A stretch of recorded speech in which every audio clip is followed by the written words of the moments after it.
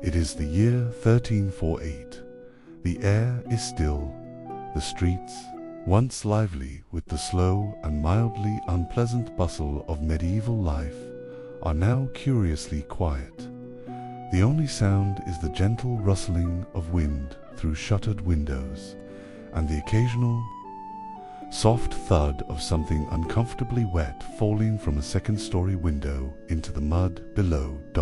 Europe, in its lumpy, uneven medieval splendor, is being absolutely and thoroughly ruined by one of the worst pandemics in human history, the Black Death. And somewhere in the middle of this, waddling through streets soaked in misery and garbage water, comes the plague doctor. Now you may have seen pictures of him. You may even think you know him. A tall, ominous figure with a long, beak-shaped mask, black robes, and a pointy stick. He looks, perhaps, like a bird that took a wrong turn into a heavy metal album cover. But what you might not know is just how deeply, fundamentally miserable this job actually was. To be a plague doctor in medieval Europe was not an honor. It was not a position of social esteem. It was not even a particularly well-paid career, unless you count getting paid in bread, chicken feathers, or vague promises as compensation. No, it was a role usually given to the most unfortunate of medical practitioners, or to people who were, quite simply, not fast enough to run when the town council came looking for volunteers. Let us take a moment now, before we delve into the murky details of pustules and despair, to properly set the scene. Close your eyes or don't, that's your choice. But imagine with me a small European village in the 14th century. It smells, unfortunately, like a stew of human waste, smoke, animals, and hopelessness. People are terrified.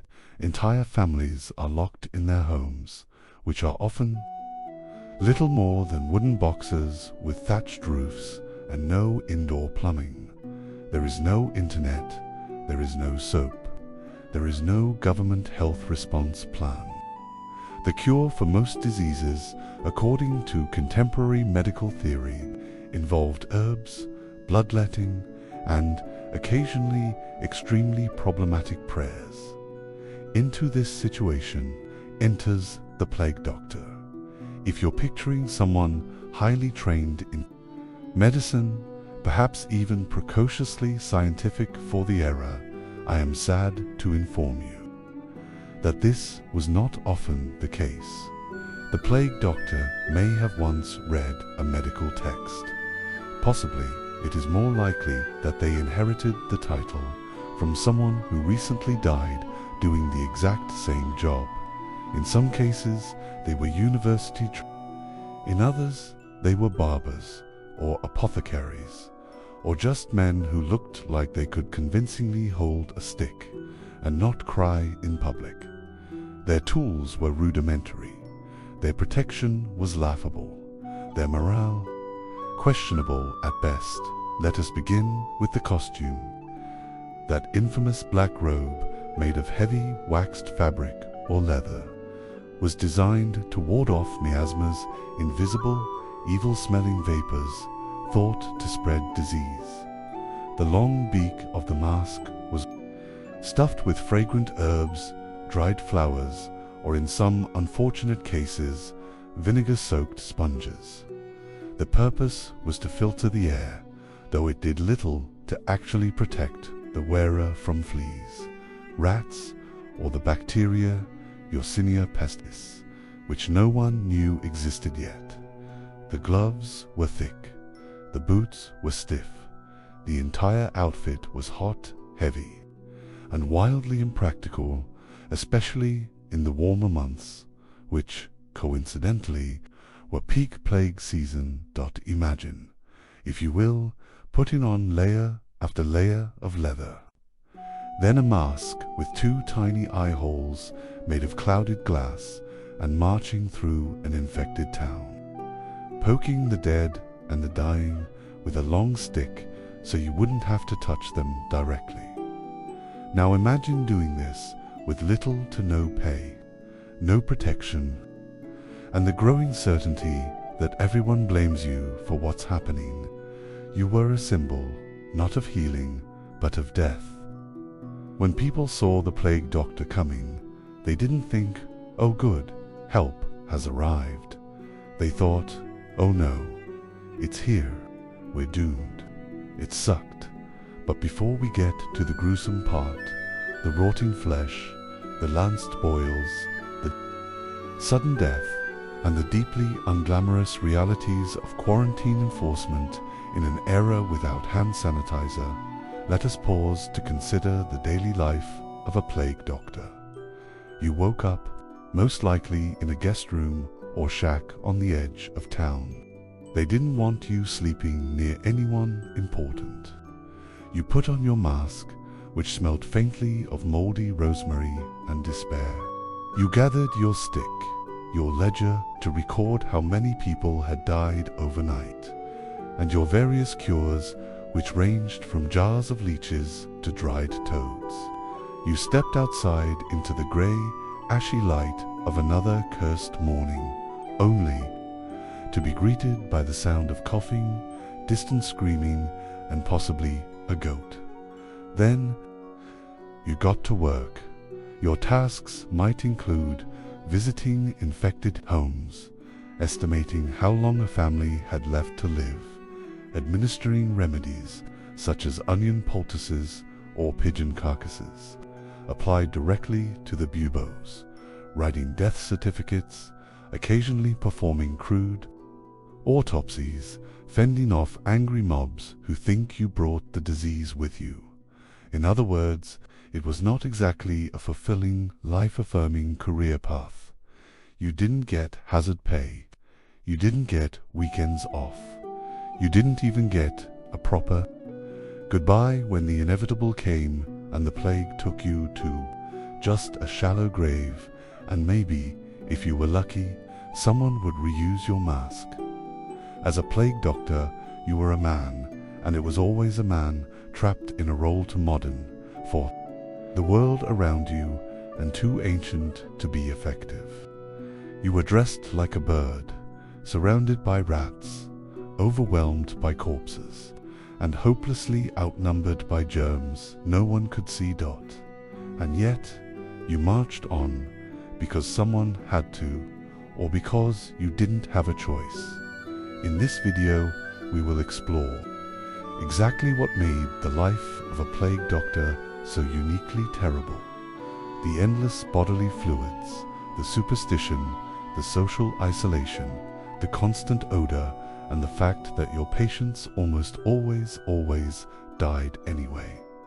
So tuck in, get comfortable, let the gentle horror of historical medicine lull you to sleep, because tonight we walk in the wooden shoes of Europe's least envied medical professional, the plague doctor. Chapter 1. The gear.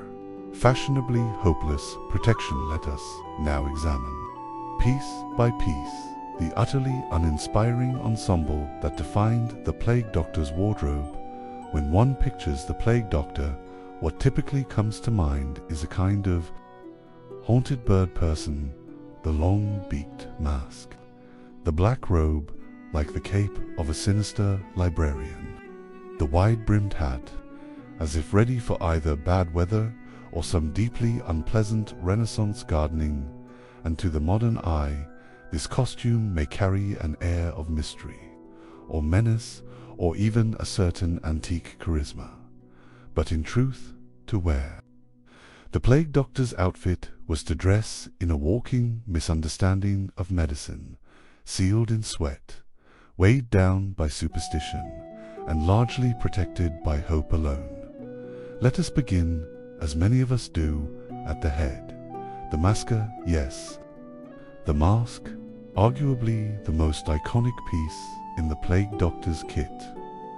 A strange leather creation, shaped like a bird's beak, with small round glass eye holes and a long tapering snout that jutted forward like a bad design decision that no one wanted to be the first to question. This mask was not intended to frighten children, though it often did. It was not designed for stealth or communication or ventilation. It was, first and foremost, an attempt at olfactory defense. You see, in the 14th century, it was commonly believed that plague was spread by miasmas, foul airs, corrupt vapors, the kind of invisible stink particles you might imagine emerging from a medieval compost heap on a particularly evil morning dot, to ward off these pestilent breezes. The beak of the mask was filled with aromatic substances, lavender, mint, rose, petals, dried marjoram, cinnamon bark, cam, phor, sometimes vinegar-soaked sponges. In short, it was a potpourri buffet shoved into a hot leather tunnel directly in front of your face. The result was a steady, mildly suffocating fog of medieval Febreze, a herbal perfume cocktail intended to keep the bad smells and, by extension, the disease at bay. It did not work, but it did succeed in making the experience of being a plague doctor even more claustrophobic. The small glass eye holes quickly fogged with condensation.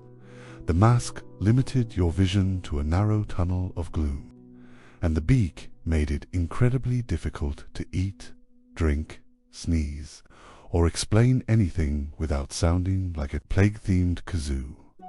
It was heavy, it was hot, it was uncomfortably moist by the end of most shifts, and yet the mask endured, not because it was effective, but because it offered the illusion of safety, and a physical barrier between you and a world that was falling apart in slow motion, a kind of wearable denial. The hat necks perched above the beaked mask, like a punctuation mark of poor fortune, came the hat. It was typically wide-brimmed, made of felt or leather, and dark in color, not because black was particularly stylish, but because it didn't show stains. The purpose of this hat was twofold. First, it was intended to identify the wearer as a medical professional. In a world without standardized uniforms or laminated ID cards, a wide-brimmed hat served as a kind of unspoken announcement. Yes, I am the person who touches the plague. People. Second, and less effectively, it was meant to offer some protection from the elements. Rain, sun, the occasional bodily fluid projected from a second-story window, all were expected to bounce harmlessly off the broad brim. Unfortunately, the hat offered little actual defense, either from weather or from the existential dread that came with the job. It was often stiff. It smelled like whatever it had last absorbed, and it had the disheartening ability to trap hot air above the already suffocating mask. Worse, it made the already conspicuous plague doctor even more visible from a distance. One could spot the shape of that ominous silhouette from a town square away, and few, if any, would come running to greet it. The hat was, in many ways, the cherry on top of a deeply unfortunate human Sunday, a beacon of foreboding, a helmet of hopelessness, and yet it was considered essential. A plague doctor without his hat was like a knight without his helm, vulnerable, incomplete, and slightly ridiculous. It remained firmly on the head throughout long days and longer nights, sometimes damp with sweat, sometimes streaked with soot, occasionally knocked off by low-hanging beams or frightened peasants, but always replaced, always worn. For what little good it did, the plague doctor's hat, neither friend nor fashion, but an unavoidable part of the role. The robe, the mask, was denial, and the hat was dread. Then the robe was resignation made visible, constructed most often from waxed canvas, thick leather, or heavy fabric soaked in oil. The robe was designed with one grim task in mind, to keep the plague out and the stench in. It was long, dragging near the feet, sometimes brushing against cobblestones slick with refuse, sometimes catching the edge of a dying man's cot. Theoretically impermeable, in practice it absorbed everything. Sweat, smoke, ash, blood, pus, spoiled wine, tears its own and others. Over time, its weight increased as its surface absorbed layer after layer of the very filth it was meant to guard against.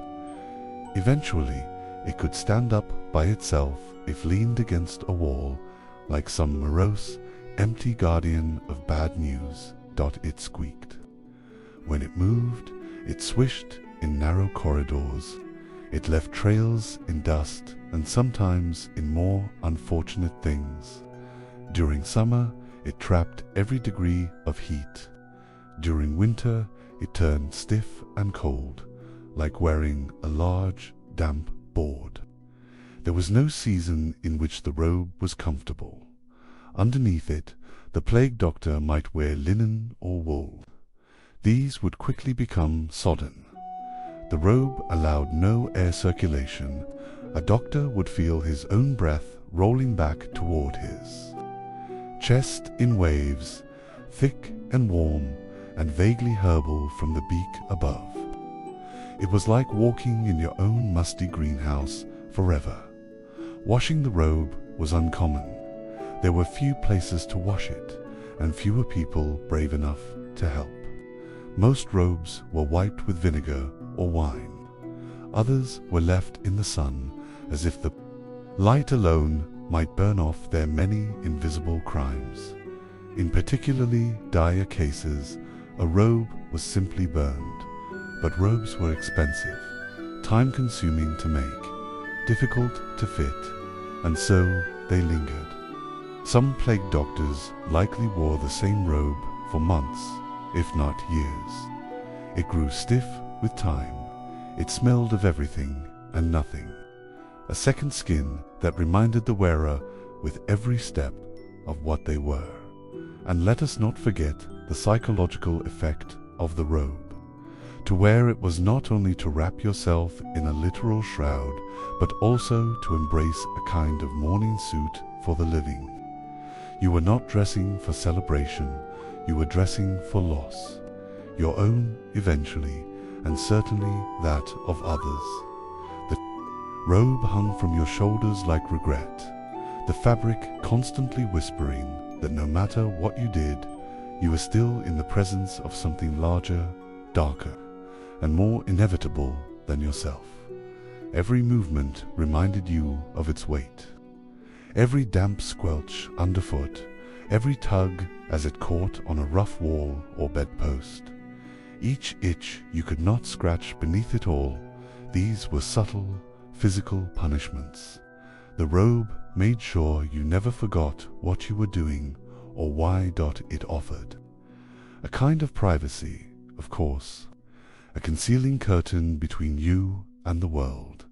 You could hide your expressions, you could shield your fear, but you could not escape what was happening around you. The robe protected you from nothing emotional. It did not blunt the screams, the coughs, the smell of final exhalations. It did not soften the moments when a child clutched your hand, eyes wide with terror. It did not comfort you when a fellow doctor stopped showing up for rounds, and when the wind blew just right, it flared out behind you like the wings of a terrible angel. The robe was not stitched with optimism. It was sewn with fear, hemmed in haste, and worn in desperation. To wear the robe was to wrap oneself in futility and to walk out anyway. The gloves now let us slide reluctantly into the gloves. They were not gloves of elegance. These were not the dainty accessories of noble courts or the snug leather coverings worn by cavalry officers. No, plague doctor gloves were thick, cumbersome, mitts made from layers of leather, sometimes waxed or oiled, sometimes simply hardened with age and disuse. They were tools, not garments, extensions of a hand that should not touch anything too closely. To the uninitiated, they might have seemed like a prudent measure, a final barrier between the plague doctor and the diseased flesh he was meant to prod again, and then note in his increasingly hopeless ledger. But to those who actually wore them, the gloves were more than protective.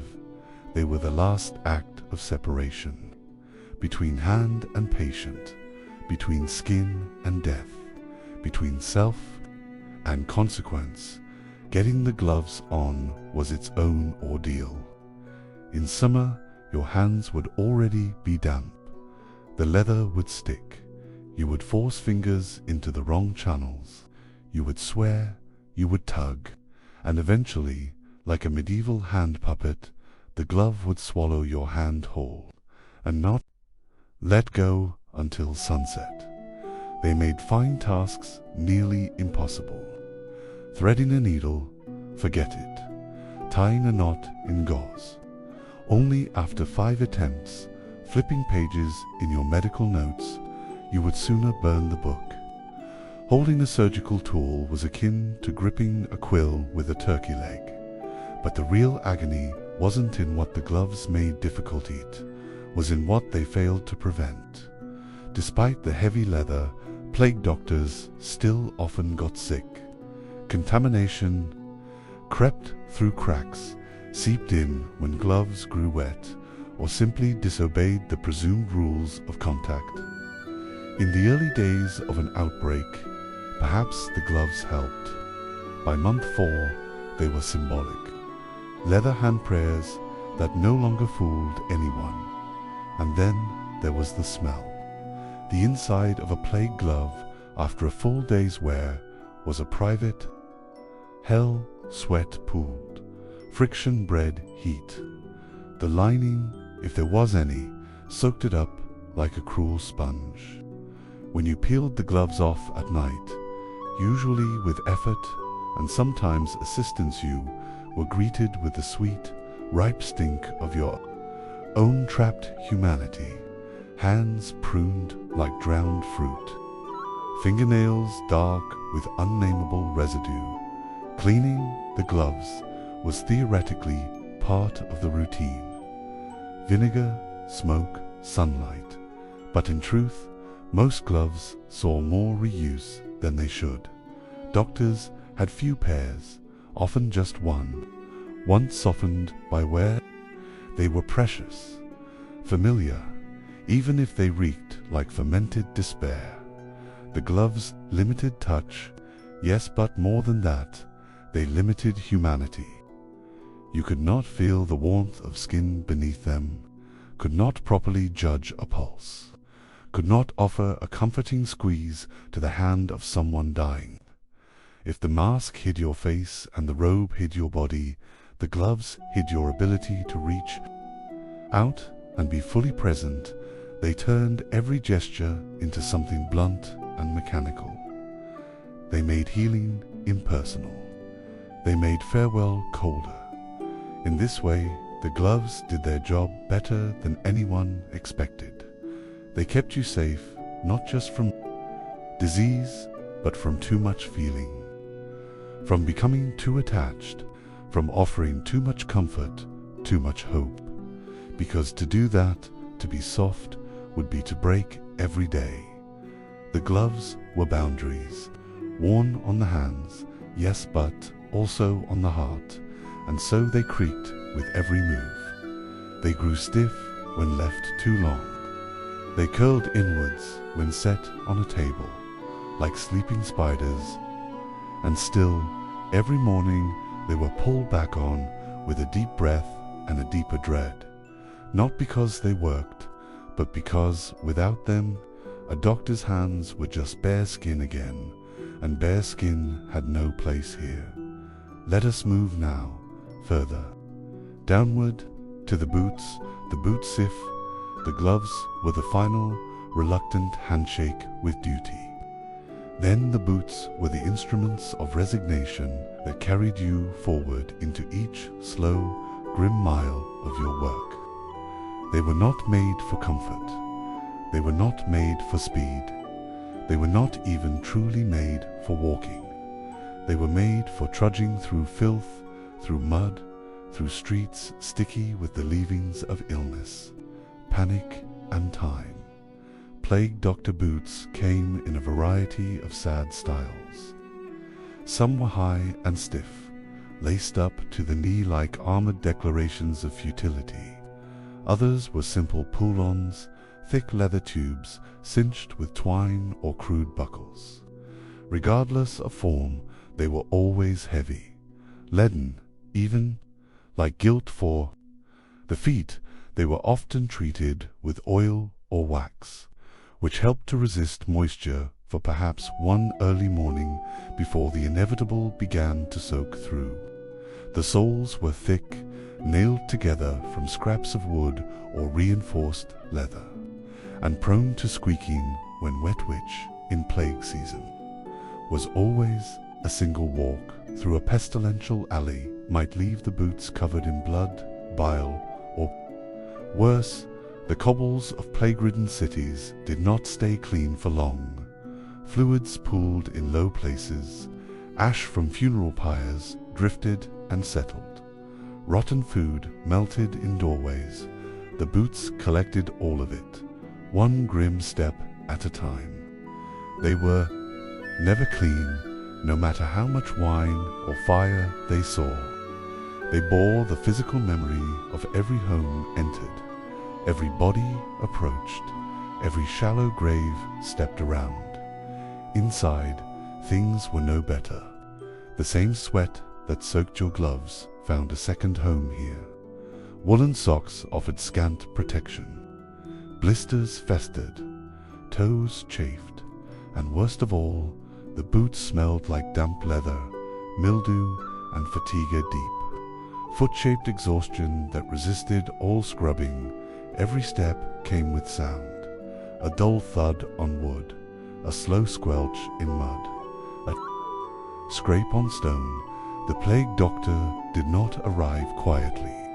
The boots announced him one labored footfall at a time. They made it impossible to forget where you were going. There was no room for relief in the boots. They fit poorly. They bent in strange places. And yet you wore them daily, because to step outside barefoot was to surrender, and to try anything lighter, softer, less prepared was to tempt fate at night. When you peeled them off, the effort was audible. They came away with a gasp, and your feet, if not already bandaged, would be pale, damp, swollen caricatures of their former selves. Each toenail rimmed with black, each heel rubbed raw. And still you placed the boots near the fire, to dry, to harden, to wait for morning. There was a particular dread in watching them wait. Like sentinels, they stood by. They knew you would return. You always did. Plague doctors were not chosen for their optimism. They were chosen because they agreed to go, and the boots carried them every inch of the way. And so, from head to toe, the gear was a kind of armor not against death, but against the unbearable closeness of it. A uniform not of heroism, but of necessary detachment.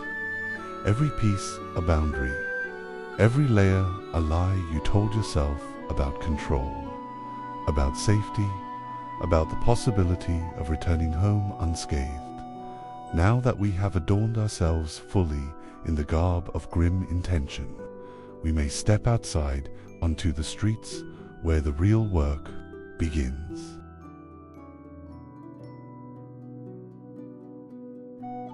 Chapter 2. The Streets. A theater of decay. The streets were not merely passageways, they were open wounds in the body of a dying city, and every day, as a plague doctor, you had to walk through them slowly, inevitably dragging your silent funeral behind you with each echoing step. Cities during the plague were cities in name only. Once the proud domain of guilds, parades, and shouting merchants, the streets became corridors of fear. Their vibrancy turned to dust. Marketplaces, once the heart of daily life, stood abandoned. Stalls collapsed in on themselves like broken ribs. Awning cloth rotted where it hung. The scent of spices and fresh bread gave way to the bitter perfume of ash, rot, and the metallic temps of blood. People avoided the streets unless they had to, and when they did appear, they moved quickly, hunched, shrouded, as though hoping that the shadows might forget them. Mothers hurried children along gutters. Old men stumbled with carts of firewood and stale bread. Everyone kept their eyes low, not in reverence, but in terror. Eye contact was too much like hope. It suggested familiarity. The idea that someone might still care. As a plague doctor, you did not walk like the others. You did not dart or skulk. You moved slowly, and they parted. The beaked mask bought you space like nothing else could, where priests and tax collectors were stoned or robbed or begged into oblivion. The plague doctor glided past untouched, feared more than the disease itself, a walking omen, a prophecy in black leather. Your every appearance on a street was a verdict. If you stopped at a door, it was often the last knock that house would receive. People watched from shutters, peering through cracked slats or behind faded linens. Some wept openly, others crossed themselves, still others spat. All feared, and few thanked. Your path was predictable, though not by choice. You followed where the sick led. Sometimes it was a cluster of tenements, other times a noble district. The plague did not discriminate, though its pace varied. In the richer quarters, there were sometimes guards half-masked, half-mad who demanded you justify your presence. You showed them your token of authority, your seal, but they did not believe in tokens anymore, only in death. And your outfit screamed of it. The ground beneath your feet shifted with the seasons of the outbreak. In the beginning, it was merely soiled, splattered with the occasional vomit or bloody rag. But as time wore on, the streets began to gather offerings. Corpses left at corners, bundles of rags that were once people, piles of burned clothing, carts with cracked wheels, abandoned mid-errand. Street cleaners, where they still existed, worked with shovels and incense. They pushed death aside like snow in winter. Sometimes they greeted you, sometimes they didn't. Their eyes were always hollow, ringed with soot and fatigue. You were kin in duty, if not in method. All of you walked the city like ghosts who forgot to die. Rats were a constant companion.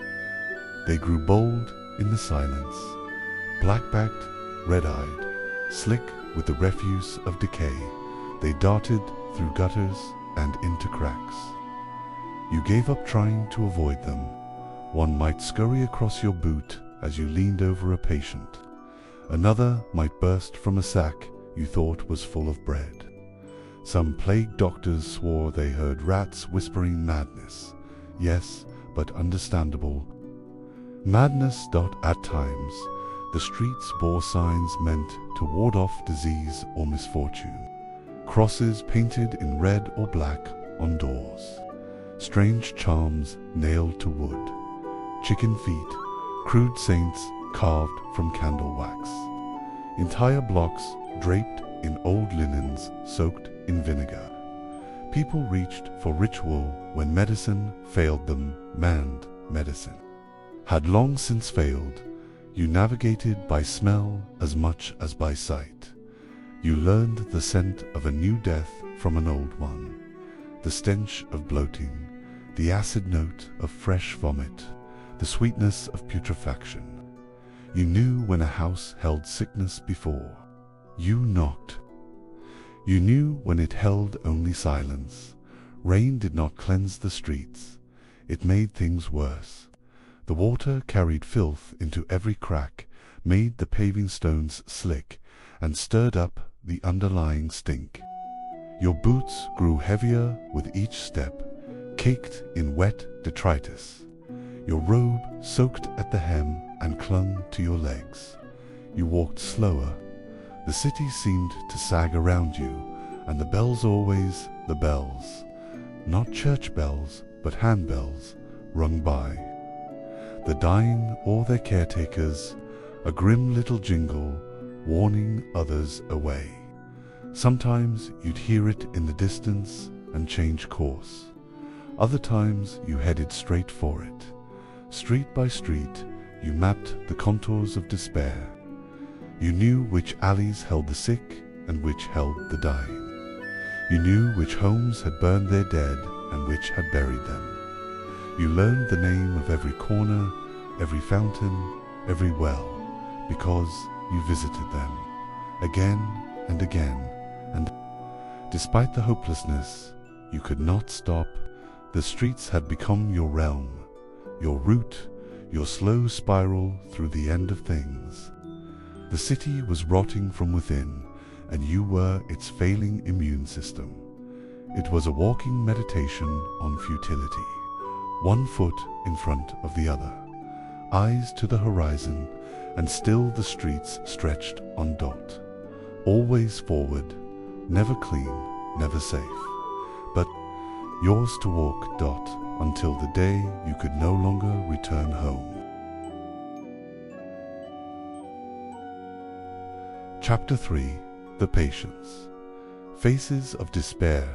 The patients were the living embodiment of the plague's relentless cruelty.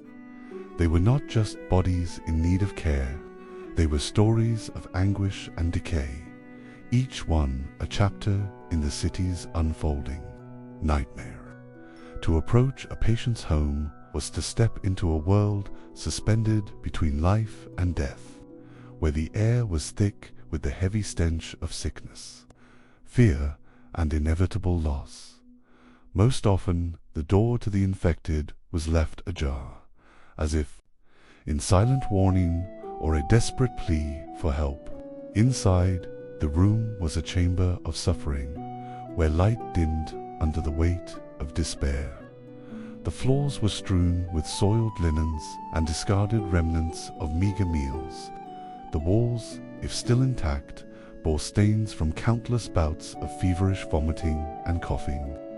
The air was saturated with the mingled odors of rot, sweat, burnt herbs, and the sourness of decay. The patients themselves were shadows of their former selves, their bodies ravaged by fever. Buboes, those grotesque, swollen lymph nodes that bulged like tumors in the neck, armpits, or groin on the creeping spread of gangrene. Their skin, when visible beneath the layers of rags and bandages, was mottled and bruised, marked by dark purples and greens that pulsed beneath a thin, clammy surface. Eyes were glassy, vacant, or wild with delirium.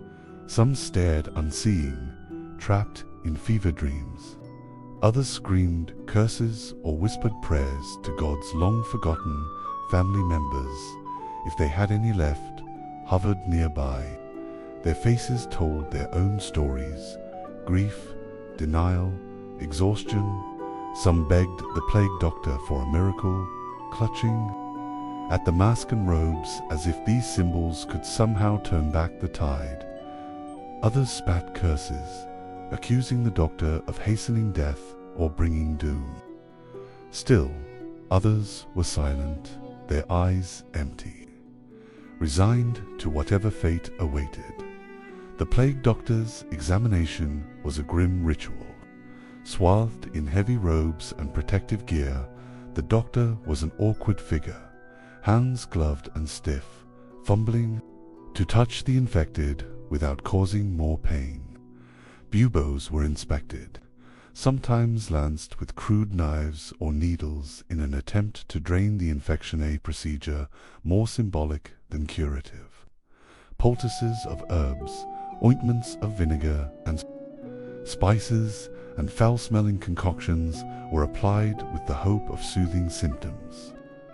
The doctor's efforts, though well-intentioned, often felt like whispers against a storm. Yet, beyond the physical symptoms, the emotional toll was crushing.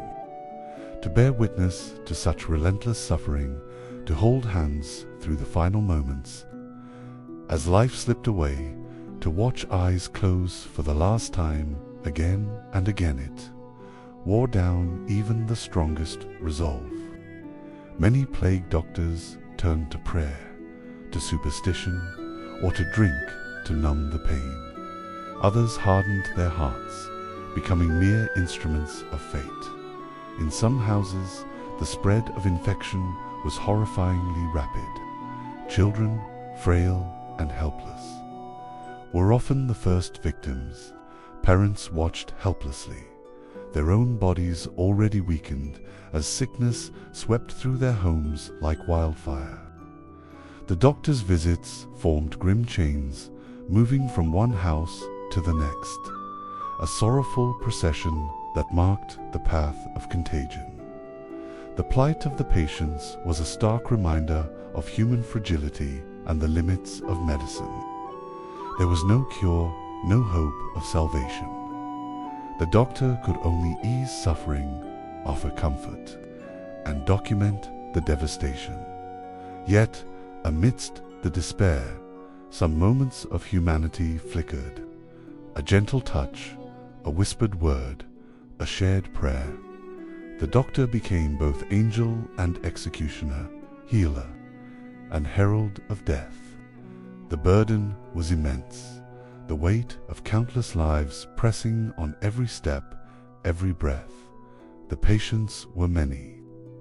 Their stories were infinite, and the plague doctor was the fragile thread binding them together, a witness to the darkest chapters of human endurance. The plague doctor's work with patients was never just clinical, it was deeply personal, even when detached professionalism demanded otherwise. Each visit was a confrontation with the limits of human endurance, a test of the doctor's resolve to face not just disease, but the despair that clung to every breath. One patient might be an elderly woman, her face etched with lines of hardship.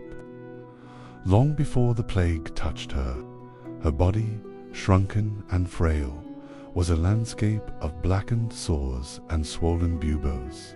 She might grasp the doctor's hand with surprising strength, whispering prayers in a fading voice, begging for release or mercy.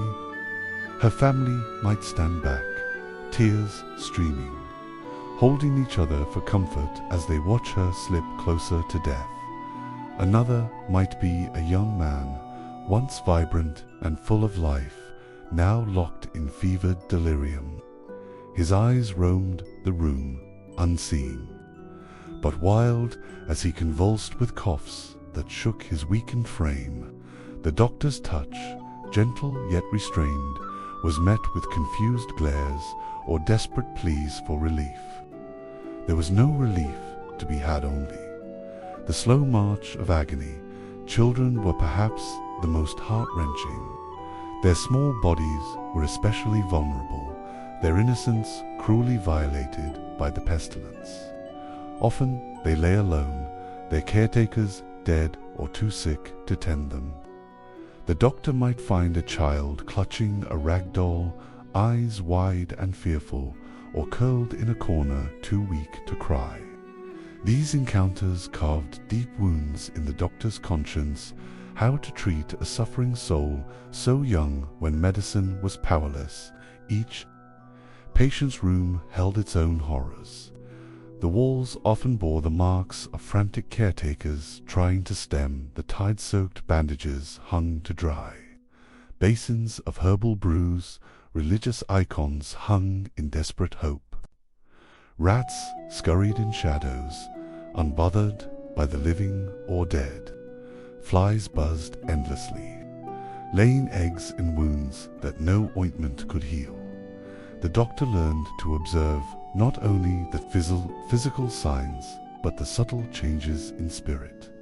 The rise and fall of hope was a rhythm as recognizable as any pulse.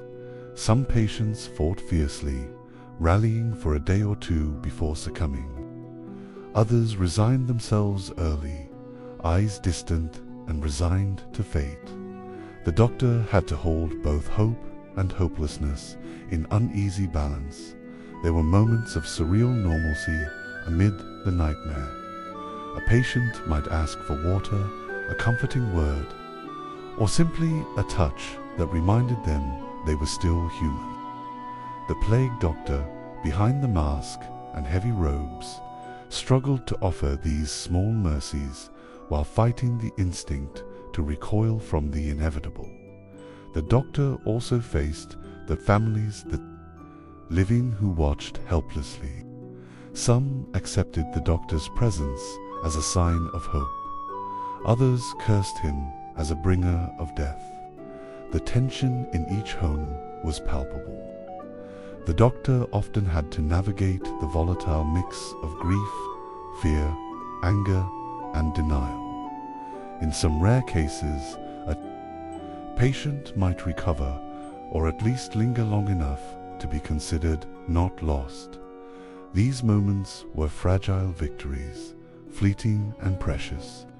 The doctor would document these cases with careful attention, though such outcomes were the exception.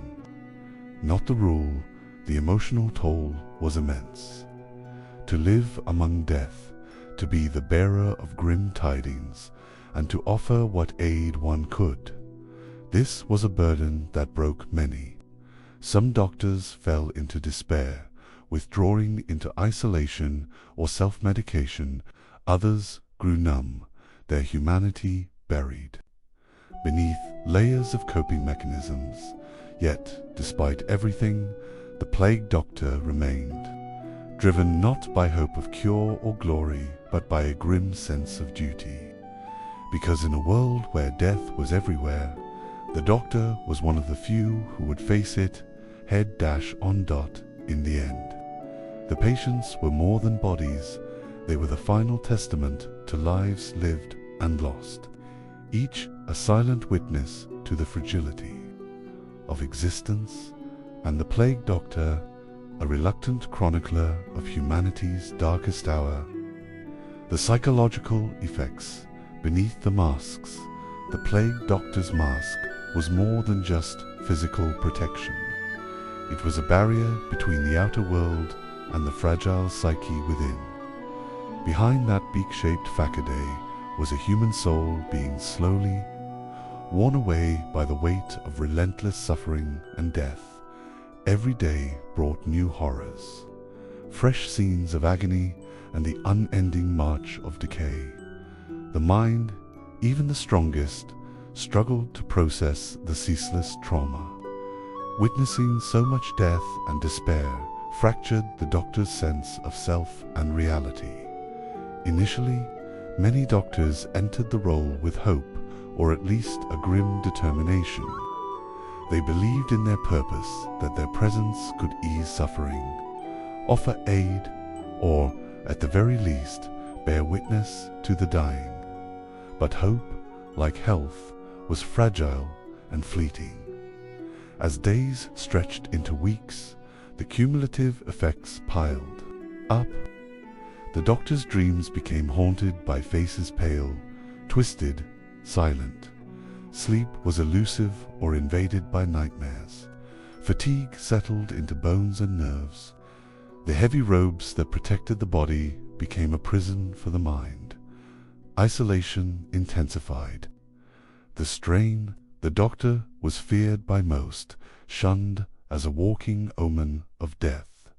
Friends and family kept distance. Social bonds frayed. Loneliness crept in, a companion more constant than any human. The mask itself was a paradox. It shielded the doctor from the terrifying reality, but also from empathy and connection.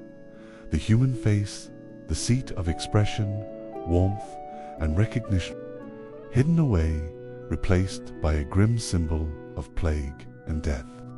Patients and families could not see the eyes behind the glass, the emotions behind the silence. This invisibility was a kind of exile. The doctor became a ghost, moving through a landscape of suffering but never truly part of it. This separation, while protective, also bred despair. Many doctors grappled with profound feelings of helplessness. Despite every effort, most patients would die. The doctor could only ease pain, never prevent loss. The futility of the task gnawed at the soul. Some found solace in ritual daily prayers, recording cases, or obsessively cleaning and maintaining their gear. Others turned to superstition, hoping that charms or incantations might offer some defense. But for many, the psychological toll manifested in darker ways. Anxiety, depression, and paranoia took root. The fear of infection, ever present and justified, could become obsessive. Doctors might isolate themselves entirely, avoiding contact even with their own households. There were accounts of doctors succumbing to madness, wandering plague-ridden streets, muttering to themselves, lost in delirium. Others sought escape in drink or drugs, drowning memories and fears in momentary oblivion. Yet beneath the despair, there was often a stubborn thread of resilience. The plague doctor's role was a crucible, forging a peculiar kind of strength. To continue was to defy death itself, not by avoiding it, but by facing it daily and still choosing to act. Some doctors developed a cold detachment, a professional numbness that allowed them to function amid horror. They learned to suppress emotion, to compartmentalize grief and horror into a distant place. This survival mechanism came at a cost. Empathy dulled, humanity dimmed, but even the hardest masks cracked at times. Moments of overwhelming sorrow or guilt could flood the mind. The doctor might pause beside a freshly sealed grave, feeling the crushing weight of all who had been lost. The loneliness, the helplessness, the ceaseless sorrow pressed in. Like a tied dot, to be a plague doctor was to carry a burden few could understand. It was to walk the fine line between compassion and despair, between duty and madness. The mask was both shield and prison, the gear both armor and chain. Behind the heavy robes and glass eyes was a fragile, wounded human heart beating, struggling, enduring against impossible odds. Chapter 4. The Social Stigma and Isolation. Living as a pariah to be, a plague doctor was to walk a lonely path, a figure both feared and avoided, a harbinger of death who was both necessary and reviled. Society needed the plague doctor, yet it rejected him with equal fervor. In the eyes of the public, the plague doctor was a walking omen, a symbol of pestilence itself. Wherever he went, whispers followed. Children fled from the sight of the dark robes and grotesque beak. Market vendors closed their stalls, neighbors barred their doors. The garb, intended as protection, became a visual manifestation of dread. The long black cloak, the ominous mask with glass eyes, the staff, these were not just medical tools. They were signs of death's approach. This stigma isolated plague doctors from the very communities they sought to help. Friends and family often distanced themselves, fearful of contagion or shame. Invitations to communal meals or celebrations vanished. The doctor's life shrank to grim rounds through the sick and dying, punctuated by nights of solitude. Even among fellow medical practitioners, plague doctors were sometimes regarded with suspicion or disdain. Their work was dangerous, and many saw them as reckless or doomed. In some cities, the role was filled by those desperate for work, or outsiders willing to face the risks, further deepening the divide. The emotional isolation was profound. Without social support, the doctor's mental health suffered. Letters from home might go unanswered. Visits from loved ones became rare or impossible. The only constant companions were the mask, the robes, and the weight of the dead. Yet, paradoxically, this solitude also shaped the plague doctor's identity. To endure rejection was to embrace a kind of martyrdom, sacrifice made to stem a greater tide of suffering on the quiet hours. The doctor might reflect on the price paid not just in lives lost, but in personal loss, loneliness, and the slow erosion of self. Society's rejection was a second plague, invisible but no less deadly. The plague doctor's presence on the streets was often met not with gratitude, but with suspicion, fear, and hostility. For many, the sight of a figure clad in black robes and the unmistakable bird-like mask was an unambiguous signal. Death was near. It was as if the plague doctor himself carried contagion, not just in body, but in spirit. Children ran screaming through alleys, pulling their parents away from the doctor's path. Market traders shuttered their stalls, fearing a drop in customers. Even the poorest and most desperate sought to avoid the doctor's gaze. It was said that seeing the plague doctor was a curse, a sign that your turn would come soon. Such beliefs, though irrational, held immense power over frightened populations. The plague doctor's arrival could spark panic. Crowds would part like the Red Sea, windows slammed shut, and voices hushed to whispers. The clatter of the doctor's heavy boots echoed ominously in the empty streets. His staff, once a symbol of medical authority, was often mistaken for a weapon or a tool of execution. This social alienation was compounded by rumors and accusations. Some whispered that the plague doctor was in league with the devil, that the beak mask concealed a sinister visage. Others accused the doctor of spreading disease deliberately, or of profiting from the misery of the sick. Such suspicions were fueled by fear and ignorance, but they poisoned any chance for trust or respect. Even within households, the plague doctor was an unwelcome guest. Families, already terrified for their lives, sometimes blamed the doctor when their loved ones succumbed. Desperation bred blame, and in the fog of grief, the doctor became a convenient scapegoat at times. The doctor was denied entry to homes or forced to wait outside while families sought treatment from folk healers or clergy. These refusals were not just obstacles to medical care, but emotional wounds, reinforcing the doctor's sense of isolation. Isolation extended beyond society into the doctor's own personal life. The plague doctor could not return to normal social routines.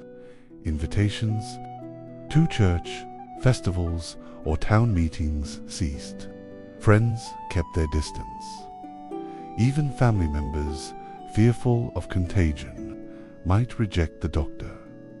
This social exile was often as painful as the physical dangers of the plague. The doctor existed in a liminal space, part healer, part pariah. He was both essential and shunned. In rare moments of respite, the doctor might seek company in the taverns or inns, but even there, the mask and robes marked him as other. The murmur of whispered suspicions followed every step. Solace was hard to find. Some doctors developed rituals to cope with this solitude. They kept detailed journals, recording each case, each death a testament to the lives touched and lost. Others turned to religion, seeking comfort in prayer and faith. Still others withdrew further, embracing the loneliness as a form of penance or protection. The plague doctor became a ghost in the city, moving between the living and the dead, belonging fully to neither. This profound isolation took its toll on mental health. Depression, anxiety, and despair became common companions. The psychological wounds were invisible but deep.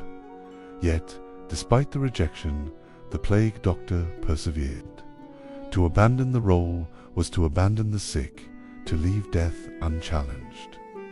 It was a burden few could bear, but those who did became legends of endurance, tragic figures caught between worlds. The social stigma and isolation of the plague doctor revealed a harsh truth. Sometimes the greatest suffering comes not from the disease itself, but from the fear and judgment of those around us. Despite the widespread fear and avoidance, plague doctors occasionally found faint threads of human connection, fleeting moments that pierced the veil of stigma and isolation. These moments were rare, like sparks in the darkness, but they revealed the resilience of the human spirit, even amid devastation. Some families, desperate and grasping for hope, welcomed the doctor with trembling gratitude. They might offer what little food they had or a quiet word of thanks. The doctor learned to recognize these small gestures as precious lifelines, reminders that behind the fear and suspicion there remained a fragile bond of trust. Yet even these instances were tinged with sadness. The gratitude often came too late, when chances for cure had long passed. The doctor's presence was more often associated with the final stages of illness, and thus, even in kindness, fear lurked beneath. Among other plague doctors, camaraderie was often limited but vital.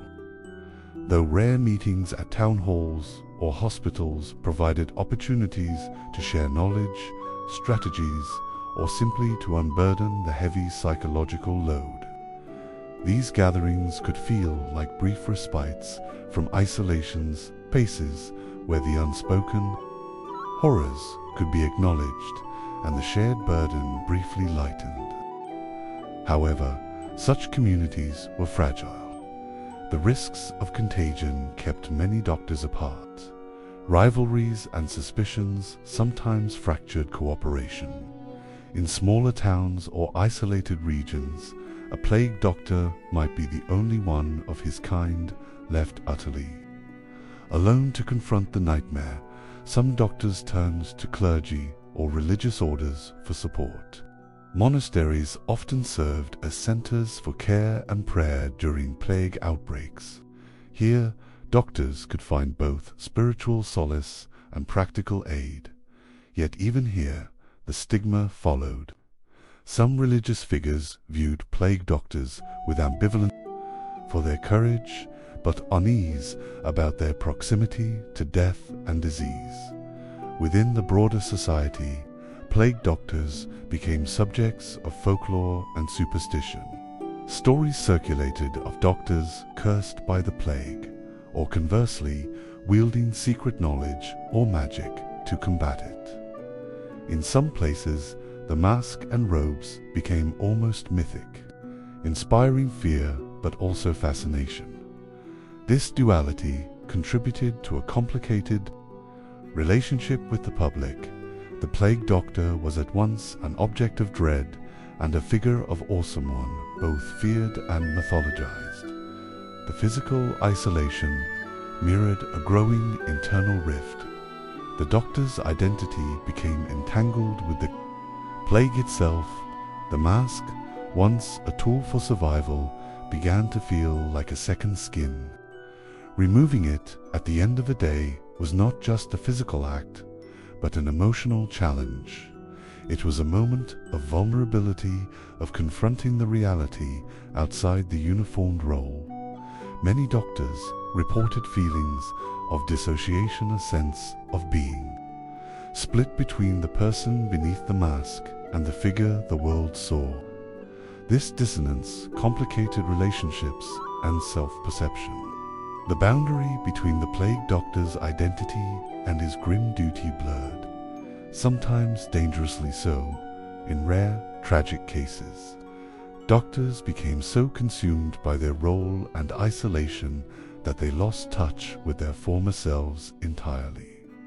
They might wander the streets aimlessly, unable to reintegrate into society or abandon the role they had assumed.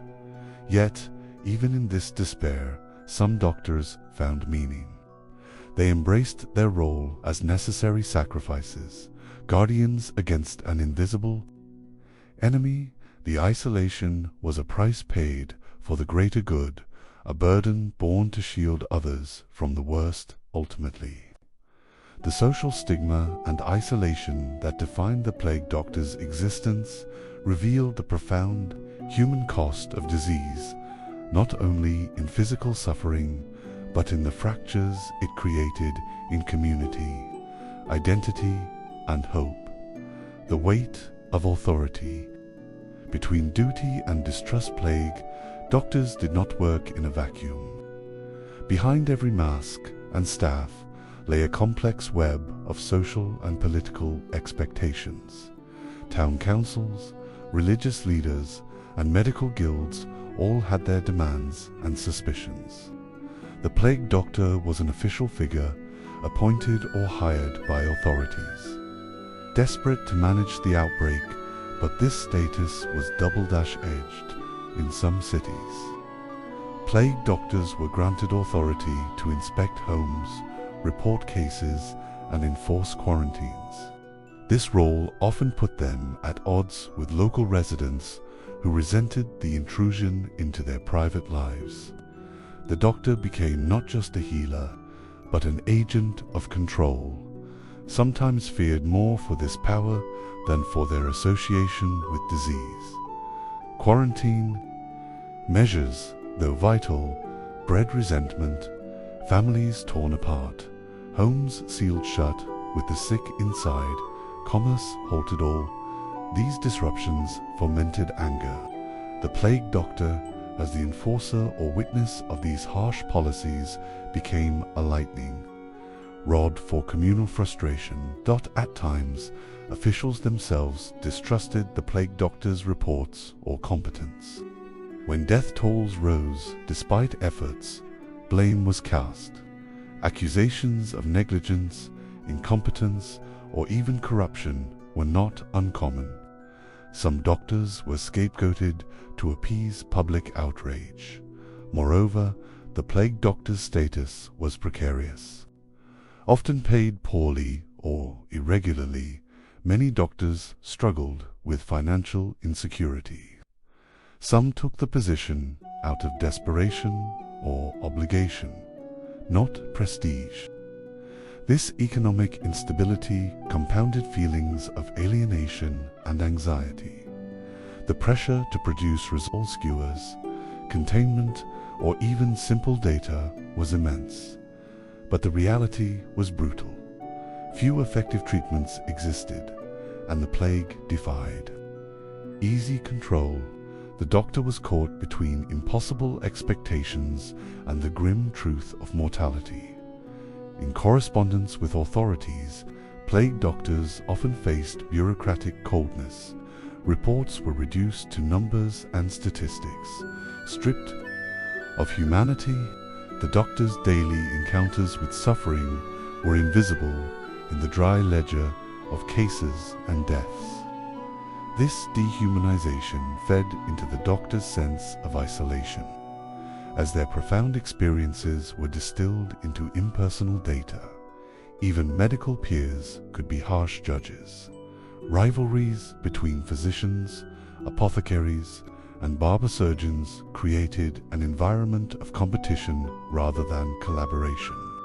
The plague doctor might be dismissed as a mere mercenary or outsider, especially if appointed from outside the city or lacking formal credentials.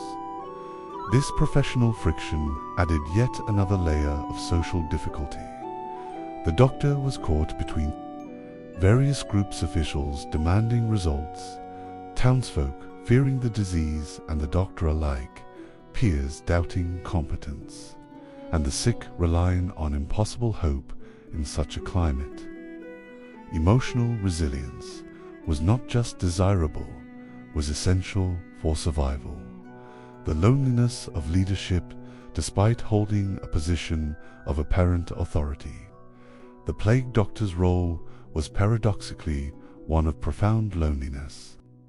Responsibility was immense: to care for the sick, report accurately, enforce quarantines, and sometimes decide who could live or die. Yet, the doctor could rarely share this burden openly. Confiding fears or doubts was risky. To show weakness might undermine authority or invite dismissal. The heavy mask was both a shield and a barrier to genuine connection. Many doctors developed a stoic exterior calm, composed imperturbably even as they grappled privately with despair. This facade was necessary to maintain order and trust, but it came at the cost of emotional isolation. The solitude was not just social, but existential. The plague doctor existed in a liminal space between life and death, health and sickness, hope and despair. This in-between place was isolating beyond measure. Attempts at community, fleeting bonds, and fractured support, though social stigma and official suspicion dominated. Plague doctors occasionally found pockets of community and support. In some cities, informal networks of doctors, nurses, clergy, and caretakers emerged. These groups exchanged information, offered practical assistance, and shared moments of mutual understanding. Such communities were fragile and often short-lived, vulnerable to disease and mistrust. Yet, they provided crucial emotional lifelines. The knowledge that others understood the horrors faced daily offered some comfort. In other cases, individual friendships blossomed despite the risks. A kind innkeeper who allowed the doctor to remove the mask briefly in private. A fellow healer who shared a moment of quiet humanity amid chaos. These rare human connections were treasured. Religious faith also played a role in community formation. Shared prayers, rituals, and acts of charity bound plague doctors to spiritual networks that offered support. If not full understanding, still, these bonds were often overshadowed by the overarching experience of rejection and fear. Chapter 5: The Daily Routine and Grim Tasks. Life inside the plague zone, from dawn until dusk. The plague doctor's day was a relentless grind against an unseen enemy. There was no respite, no mercy, The routine was carved into existence by necessity and terror, a repetitive cycle of dread punctuated by fleeting moments of grim resolve. The first task of the day began long before the city stirred a final inspection of the gear. Each piece of the protective ensemble was checked meticulously. The mask's glass eye holes cleared of fog, the beak packed with aromatic herbs, the robe buttoned tight to seal out the miasma. Gloves pulled snug over leather cuffs, boots laced and ready. Any lapse in this ritual could mean disaster. Outside, the streets awaited a maze of death and despair. The doctor's footsteps echoed hollowly in empty alleyways, past shuttered windows and hastily nailed doors. Every house marked by the signs of plague, cloth strips on doorways, piles of refuse, the distant smoke of funeral pyres. At each stop, the doctor faced the sick, the suffering, and the dying. The tasks ranged from rudimentary examinations to making grim pronouncements. The doctor took pulses, noted fevers, observed buboes, those grotesque swellings that told the story of infection beneath the skin. Often, the doctor was the last face a victim would see, the only visitor before the inevitable end. To administer care was limited. Effective treatment was elusive, and pain relief rarer still.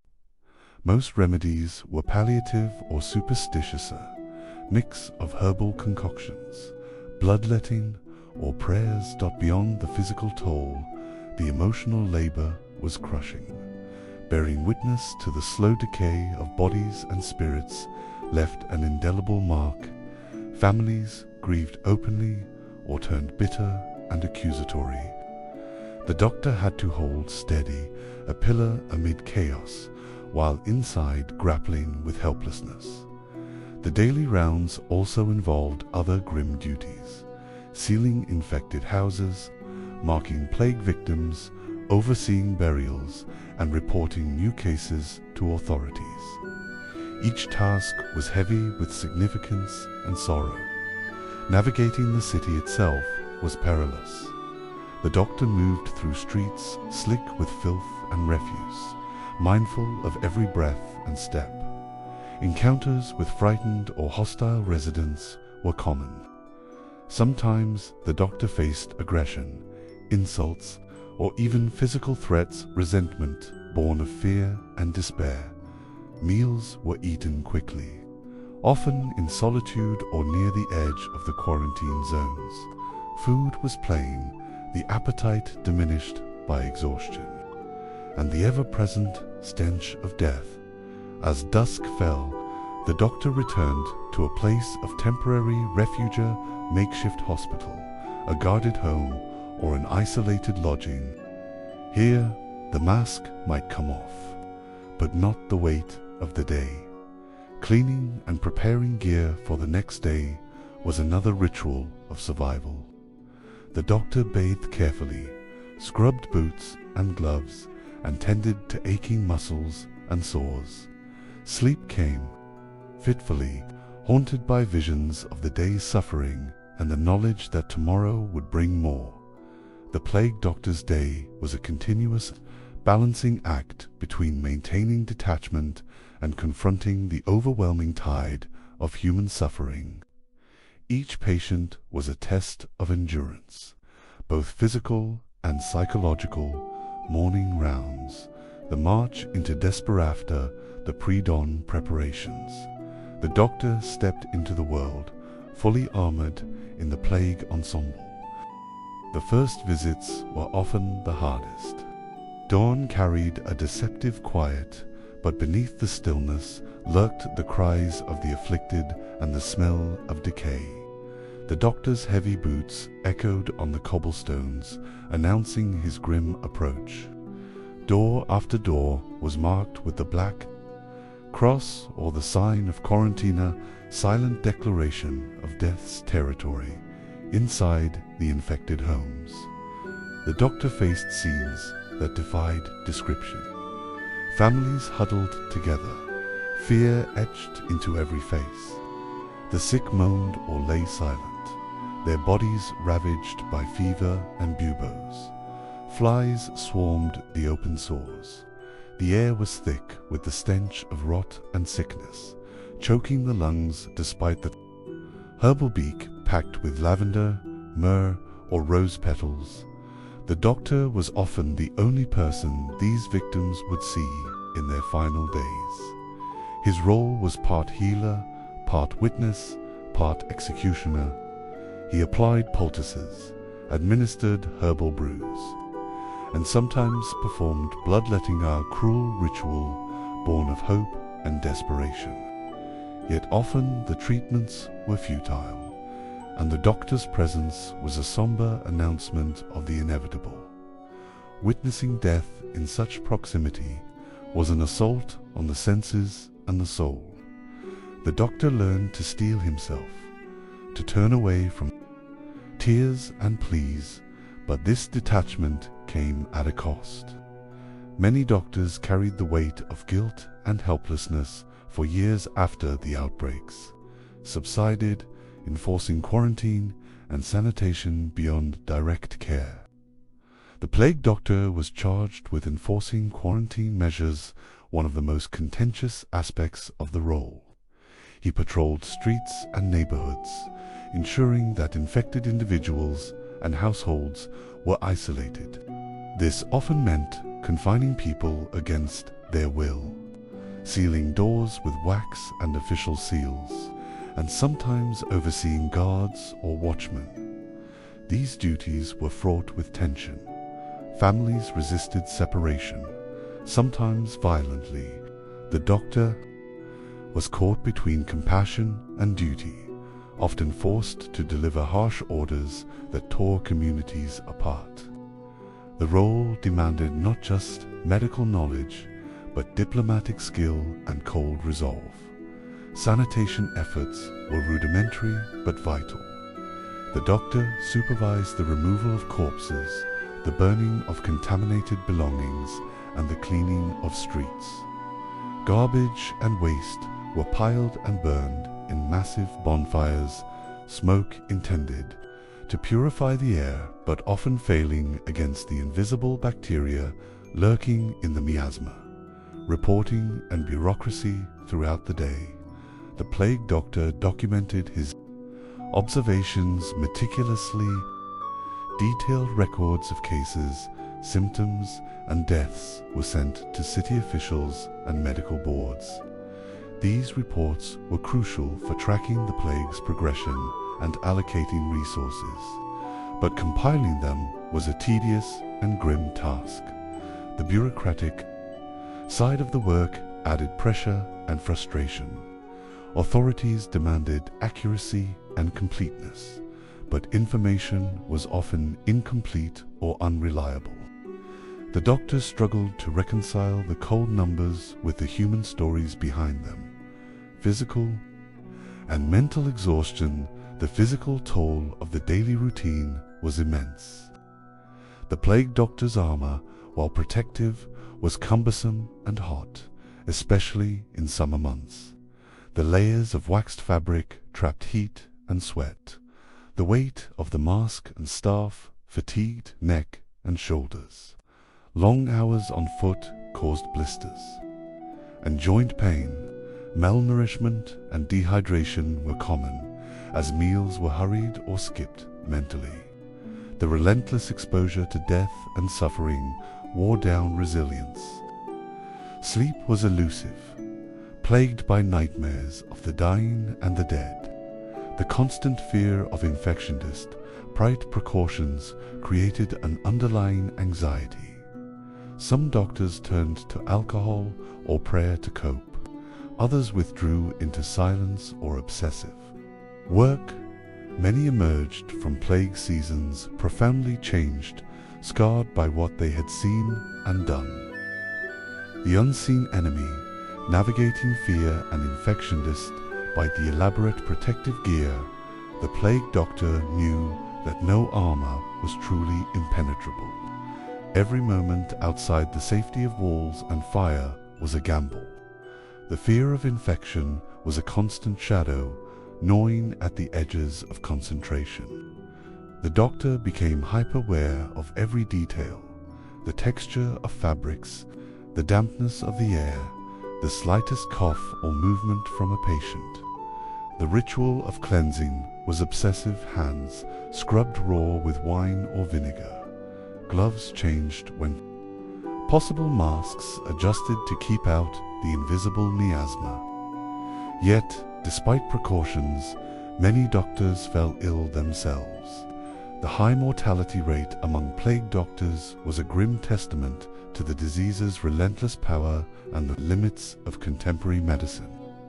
Some survived only to be haunted by the memory of colleagues who did not. Moments of small mercy amidst the horror, there were moments of fragile hope. The doctor might witness a patient's brief rally, a child's unexpected survival, or a family reunited through quarantine protocols. These slivers of light sustained the doctor's will, remind us that the battle was not entirely hopeless. Occasionally, the doctor could offer more than medicine: a kind word, a prayer, or the simple act of holding a dying hand. Such gestures, though small, carried immense weight for patients cut off from the world. These moments were often private, unseen by the larger community, and treasured deeply by the doctor.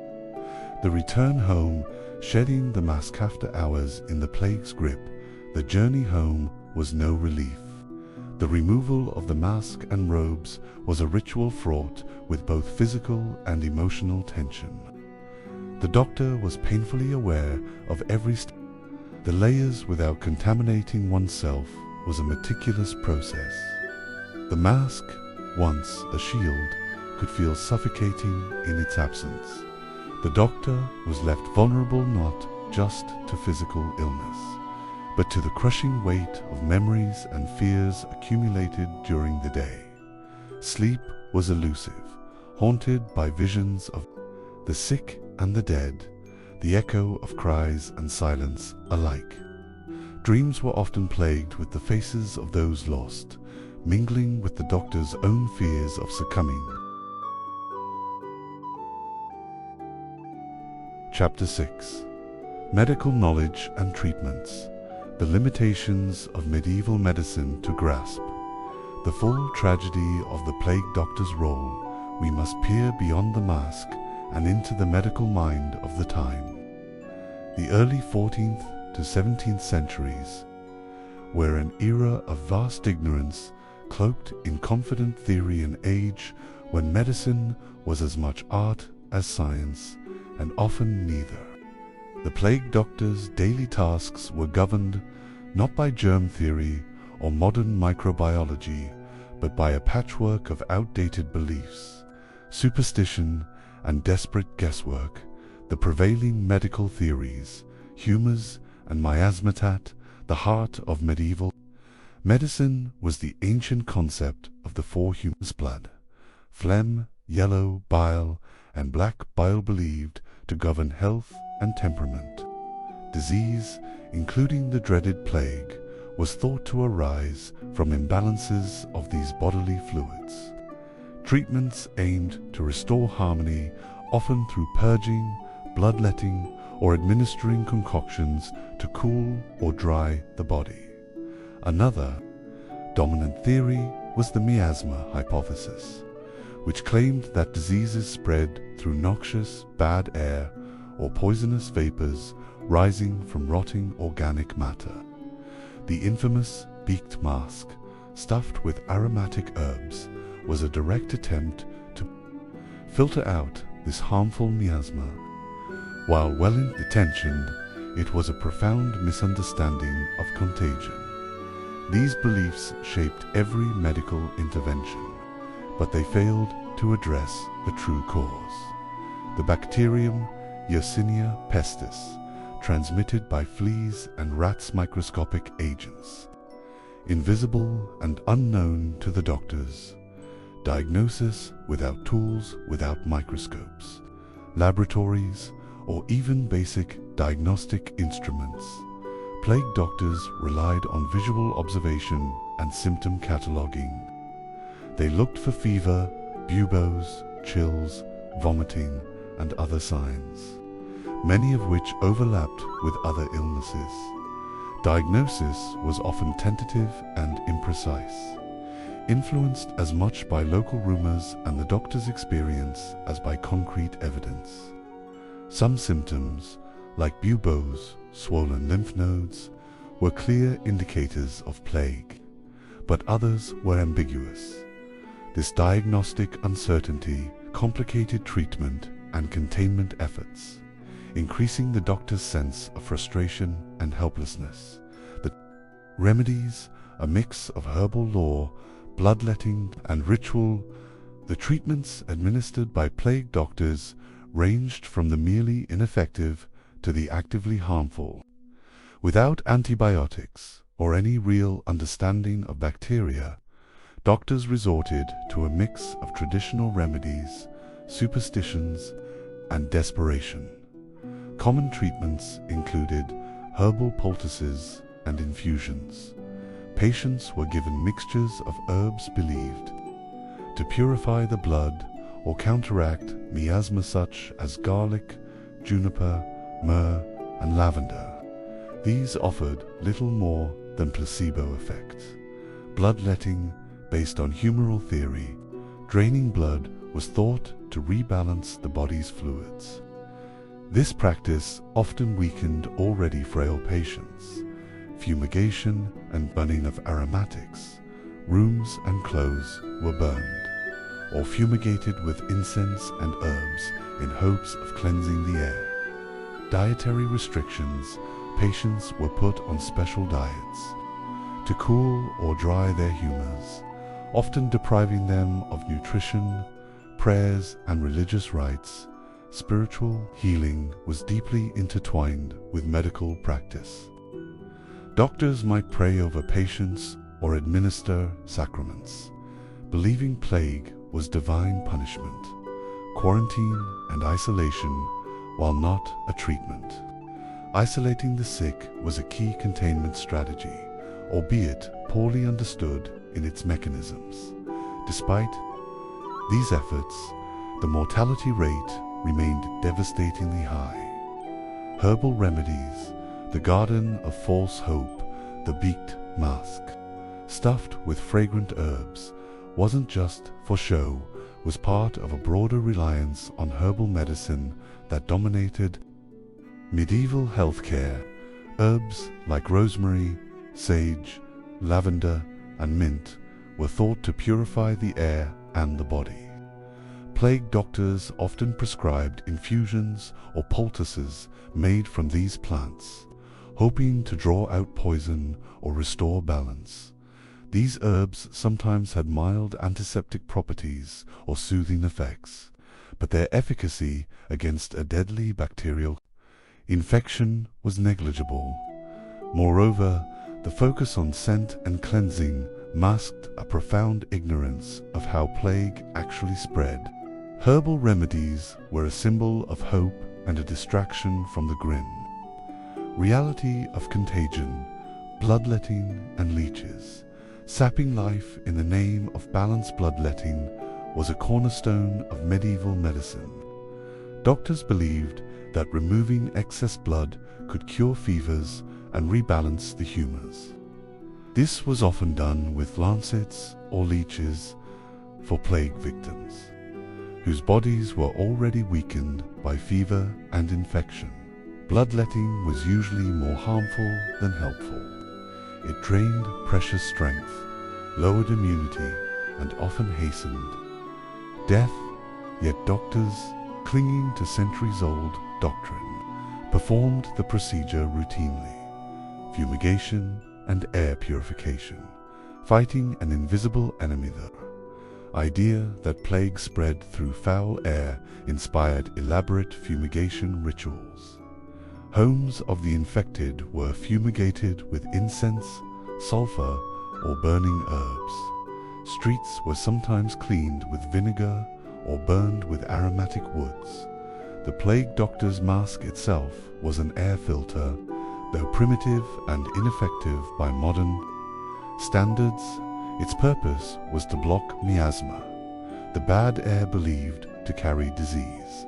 While this design did little against fleas or rats, it did prevent the doctor from inhaling some airborne particles and perhaps offered a psychological barrier against fear, diet, rest, and rituals. The role of the mind and spirit doctors prescribed dietary changes like broths, avoidance of rich foods, or specific cooling diets. Patients were advised to rest and avoid excess exertion. Prayer and confession were integral to treatment. Many believed plague was divine punishment and spiritual purification was necessary for healing. This blend of physical and spiritual care reflected the inseparable nature of medicine and religion at the time. The Church played a significant role in healthcare, and plague doctors often worked alongside clergy. The limits of knowledge, why so little could be done despite their best efforts. Plague doctors were hamstringed by the limits of contemporary science. The germ theory of disease would not emerge until centuries later. Without understanding how Yersinia pestis spread from fleas on rats to humans, doctors were fighting an enemy they could neither see nor fully comprehend. Their tools were blunt and often misguided. The complex reality of infection, immune response, and epidemiology was hidden beneath layers of superstition, fear, and guesswork. Many doctors died trying to save others, victims of the very disease they sought to treat. Their failures were not due to negligence, but the overwhelming limits of their time. Bloodletting, the ritual of draining life. Bloodletting was the quintessential medical procedure in medieval Europe. Rooted in the ancient humoral theory, doctors believed that excess blood contributed to fever and disease, so releasing it was meant to restore balance. The practice involved cutting a vein or applying leeches to draw out blood. For plague victims, this was a double-edged sword. On one hand, it offered a semblance of action, a way to fight the illness. On the other, it often weakened already fragile patients, depriving them of precious blood and leaving them vulnerable to shock and secondary infections. Many historians argue that bloodletting may have increased mortality during plague outbreaks, rather than reduced it. Despite its dubious efficacy, bloodletting was performed with ritualistic precision. Doctors measured veins, chose specific body parts for incision, and timed procedures according to astrological signs, further intertwining medicine with superstition, herbal poultices and potions. A bouquet of desperation. Herbal medicine was both a hope and a hazard. Poultices made from crushed plants were applied to buboes, those grotesque, swollen lymph nodes hallmarking the plague. Herbs like rue, wormwood, and sage were thought to draw out poison or reduce inflammation. Internally, patients were given teas and concoctions brewed from a dizzying array of ingredients: angelica, juniper, berries, cinnamon, and even powdered emeralds. These mixtures sometimes had mild antiseptic or soothing properties, but none targeted the bacteria causing the disease. Sometimes these remedies contained toxic substances, lead, mercury, or arsenic, used in hopes of purging illness, but often causing poisoning. The line between medicine and poison was perilously thin. Cupping and fumigation, extracting poison from the body, and air cupping, involved placing heated glass cups on the skin to create suction, believed to draw out toxins. This was sometimes used in conjunction with bloodletting. Fumigation, meanwhile, extended beyond burning herbs. Homes and streets were fumigated with sulfur, vinegar, or even burning tar. The smoke was meant to cleanse the air, drive away evil spirits, and purify the environment. While these practices did nothing to stop the plague's real vector, the fleesome fumigation efforts incidentally killed fleas and helped reduce transmission. However, the effect was accidental rather than intentional. Surgical interventions, rare and risky plague. Doctors rarely performed surgery, as invasive procedures risked rapid infection spread and often worsened patients' conditions. Occasionally, they might lance buboes to drain pus, but this was dangerous. Without sterile technique, bloodletting was the closest routine to surgery, and even then, hygiene was minimal. Instruments were reused without sterilization, increasing risks of secondary infection. Psychological and spiritual care, medicine of the mind understanding. The emotional trauma was as important as physical care. Plague doctors often provided comfort through prayers, blessings, and presence. They were both healers and witnesses, bearing the spiritual burden alongside the physical. Many believed that mental and spiritual well-being could influence recovery. So doctors incorporated religious rites, confession, and ritual into their treatment. Tools of the trade, what the plague doctor carried in addition to the mask and robes. Plague doctors carried several tools, including the cane or staff used to examine patients from a distance, avoid direct contact, and sometimes enforce quarantine measures, scalpel or lancet, for bloodletting or lancing buboes, herb, pouches containing aromatic herbs and spices to fill the mask's beak, vials and flasks, for holding medicinal potions or wine, used for cleansing. These tools were wielded with grim determination, symbols of a desperate fight against an invisible enemy.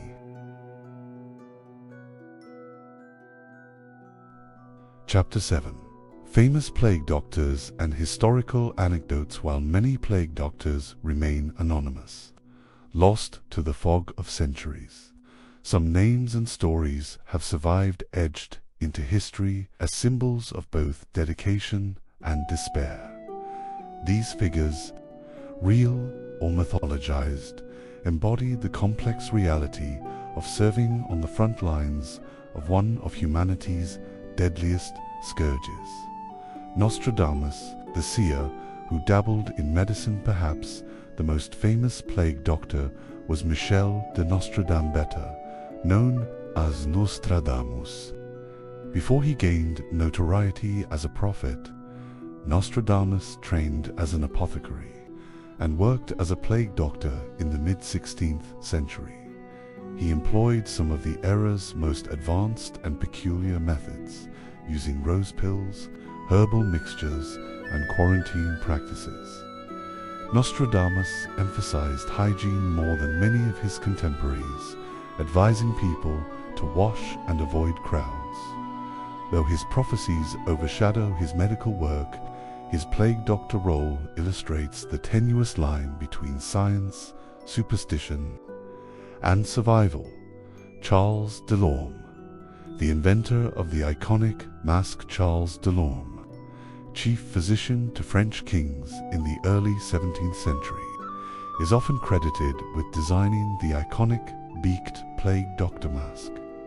His version included glass eye openings and a beak filled with aromatic substances intended to filter miasma. Delorme was a pioneer in personal protective equipment, blending practical medicine with symbolic deterrence. His innovations influenced plague doctor attire for generations, leaving a lasting visual legacy. The anonymous heroes, plague doctors of Venice, a major port city ravaged by repeated plague outbreaks, employed plague doctors whose names rarely survive.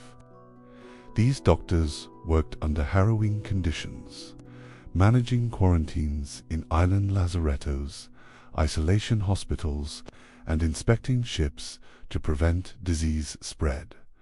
Records show they received modest pay, worked in shifts, and often died young. Their contributions were vital in shaping early public health responses, though their lives were marked by sacrifice and obscurity. Stories of courage and tragedy countless. Plague doctors faced near certain death. Some abandoned their posts. Others stayed despite overwhelming odds. A documented case in Milan tells of a doctor who, after losing his entire family to the plague, continued to care for the sick, collapsing only when he himself fell ill in Florence. A young doctor wrote detailed diaries describing his daily fears, the constant smell of death, and the emotional toll of witnessing so much suffering. Some doctors were accused of profiteering or negligence, leading to public outrage and violent confrontations.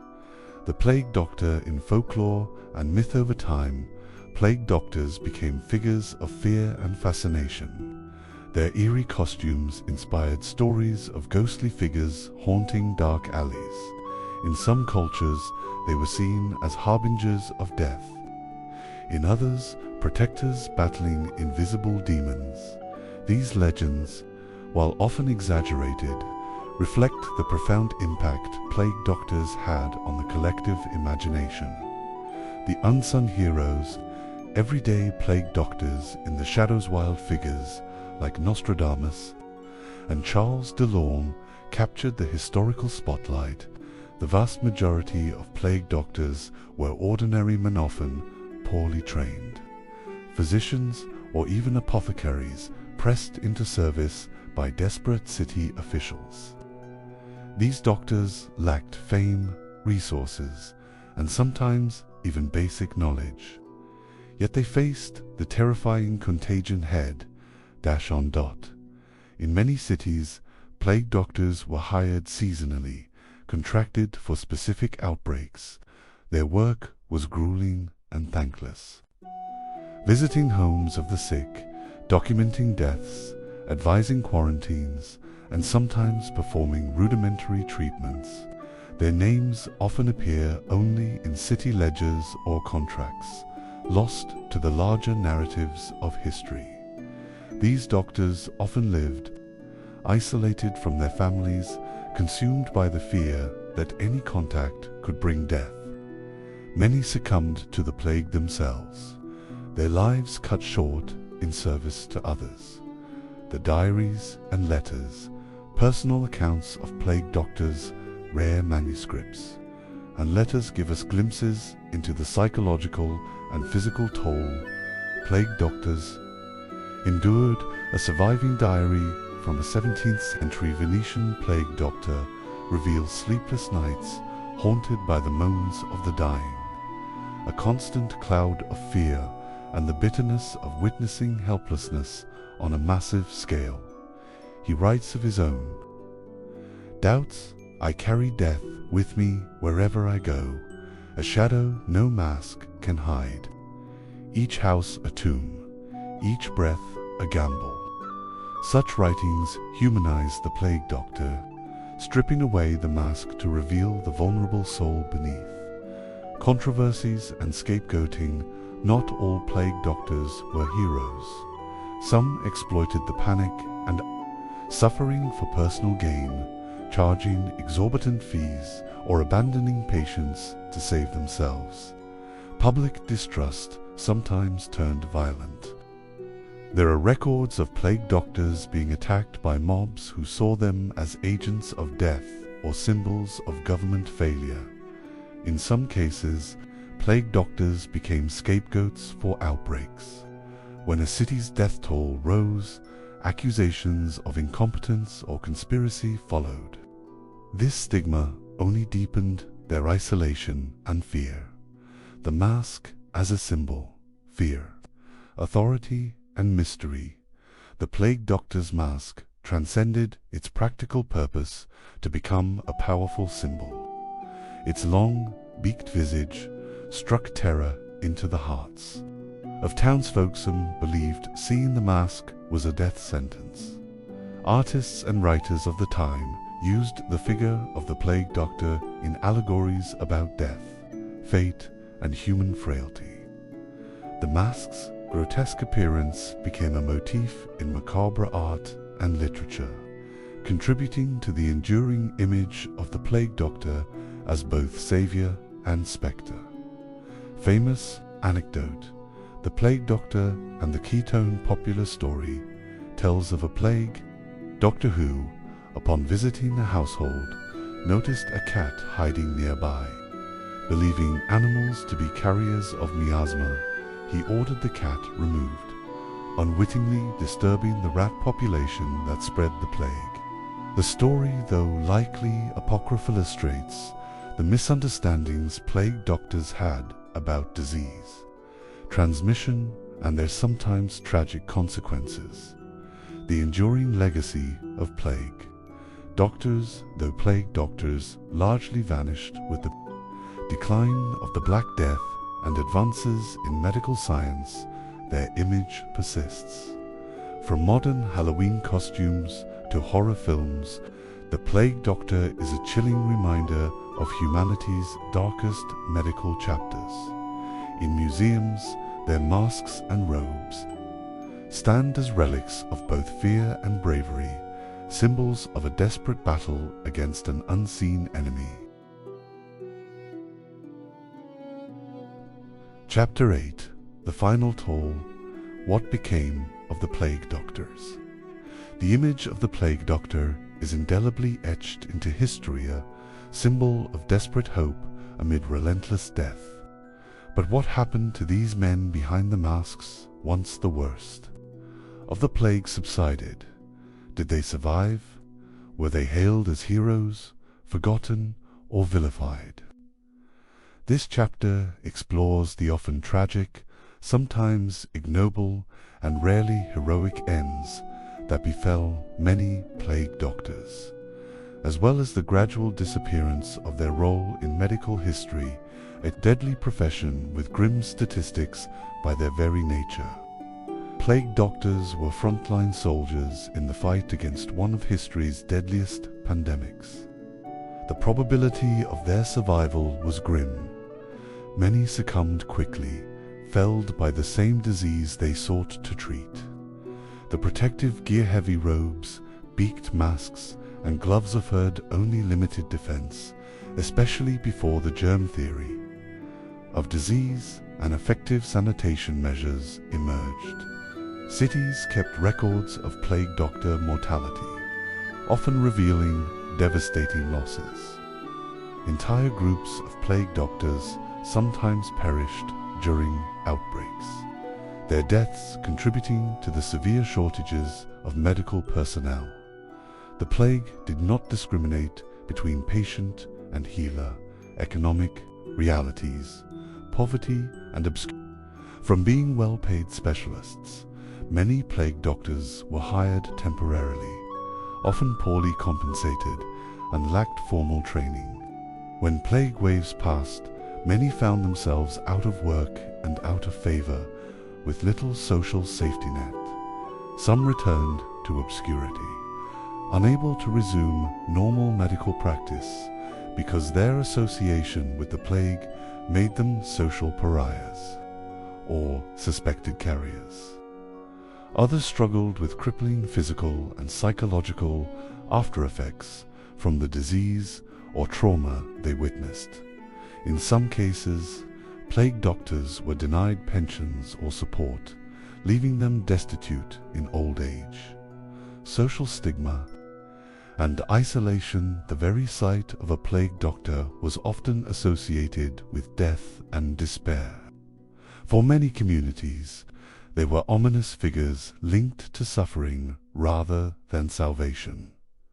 After outbreaks, plague doctors sometimes faced suspicion, ostracization, or worse.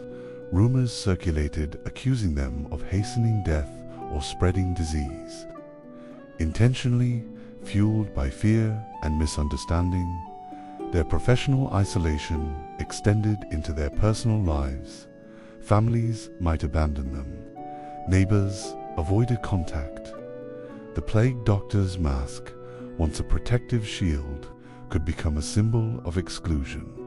The role's decline and medical evolution as Europe moved into the 17th and 18th centuries. Medical understanding slowly evolved. The humoral theory began to lose ground to more scientific approaches, and with it, the need for plague doctors in their traditional guise diminished.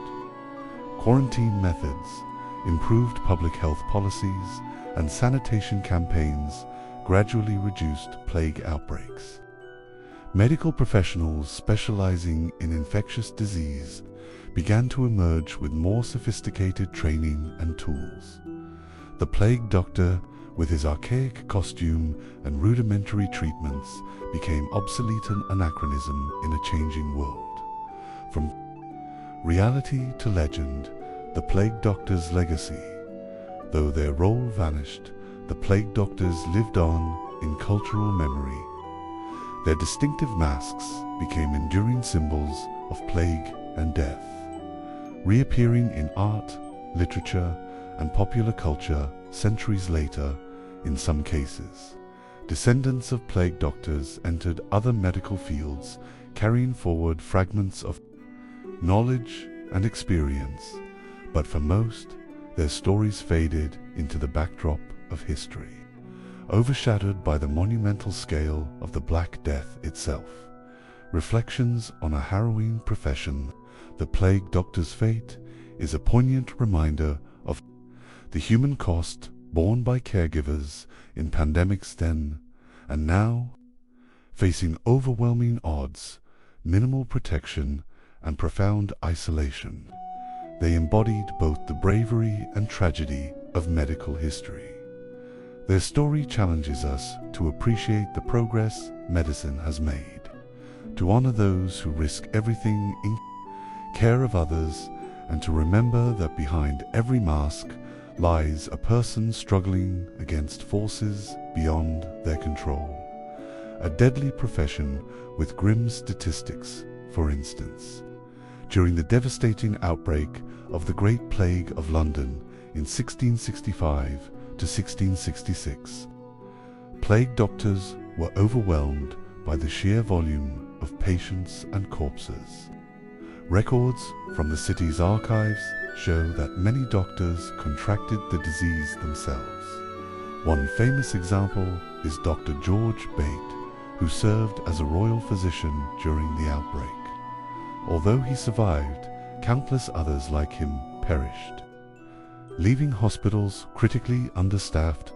In Venice, plague doctors working in the Lazaretto quarantine islands used to isolate infected sailors and citizens were often among the first victims.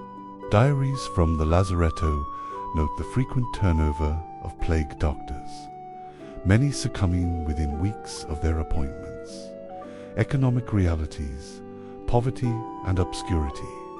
Notable case is that of Dr. Antonius Anton Lignano, a Venetian physician, hired during the plague of 1630. Despite his vital role, records indicate he received irregular pay, and after the outbreak, he struggled to rebuild his practice. Letters from his family reveal pleas for financial help, as his reputation was tarnished by fear and association with death. Social stigma and isolation in Florence. After the 1629 to 1631 plague outbreak, several plague doctors were shunned by their communities. One doctor, Pietro della Valle, documented how neighbors avoided his home and how local churches denied him entry for prayers. Reflecting the deep social isolation plague doctors faced, some even fled their posts to escape hostility. An anonymous doctor in Augsburg reportedly disappeared amid an outbreak, never to return, leaving his patients to fend for themselves. The role's decline and medical evolution by the early 18th century, with the decline of major plague outbreaks, plague doctors became rarer. The last official plague doctor in Europe is often considered to be in Marcia during the plague outbreak of 1720. Dr. Jean-Jacques Mengele, who had survived earlier outbreaks, helped introduce improved quarantine and sanitation methods that ultimately reduced the need for traditional plague doctors from reality to legend. The plague doctor's legacy, the enigmatic figure of the plague doctor, inspired numerous artistic works. For example, the Italian painter Giuseppe Crespi created haunting images of plague doctors, capturing both their eerie attire and the somber atmosphere of their work. Chapter 9. The lasting impact of the plague doctors. The plague doctors, cloaked in their strange, beaked masks and heavy robes, may seem like relics of a dark and misguided past. Yet, their legacy extends far beyond the fear and superstition that surrounded their work. Though often ill-equipped and poorly understood, plague doctors contributed in meaningful ways to the evolution of medicine, public health policies, and cultural perceptions of disease and death. This chapter explores the multifaceted impact these enigmatic figures had, effects that ripple into our modern world.